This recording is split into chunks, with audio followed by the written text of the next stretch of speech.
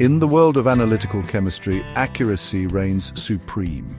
Imagine a food scientist measuring the vitamin content of orange juice or an environmental chemist determining the level of pollutants in a water sample. These measurements have real-world consequences impacting health, safety, and the environment. To ensure accuracy, chemists rely on a variety of techniques, including standard addition and internal standard addition. These methods are particularly useful when dealing with complex samples where the presence of other components can interfere with the analysis. Think of it like trying to identify a specific bird song in a noisy forest.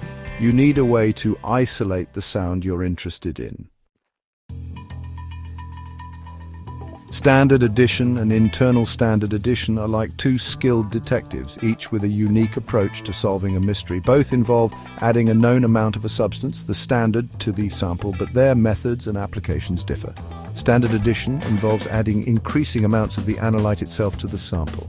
This technique is like turning up the volume on that bird song, making it easier to hear over the background noise. By measuring the response of the instrument to each addition, we can create a calibration curve that compensates for any matrix effect.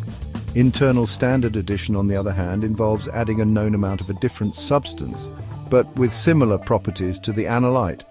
This is like introducing a second bird, trained to sing at a specific volume, into the forest. By comparing the response of the analyte to that of the internal standard, we can correct for any variations in the analytical process. Let's break down the standard addition method into a simple, step-by-step process.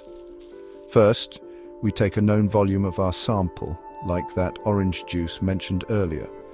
We then divide it into several portions. To each portion, we add a different known concentration of the analyte standard, with one portion left untouched as a control. Next, we measure the instrument response for each portion. This might be the absorbance of light, the intensity of a signal, or another measurable property. We then plot these responses against the corresponding concentrations of the added standard. The resulting graph will be a straight line. By extrapolating this line back to the x-axis, we can determine the original concentration of the analyte in the sample. This method effectively filters out any background interference, giving us a more accurate measurement.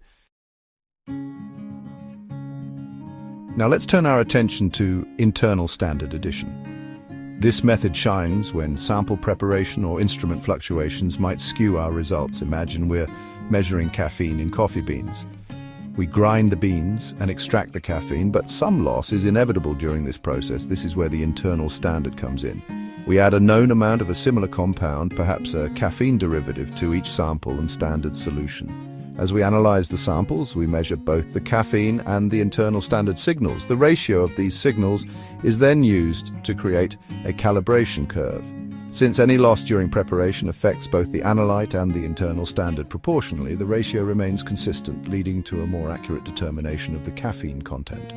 In conclusion, both standard addition and internal standard addition play vital roles in ensuring analytical accuracy. Each method offers a unique approach to tackling matrix effects and other sources of error. Their application ensures that the data we obtain is reliable, forming the foundation for sound scientific conclusions and informed decision-making.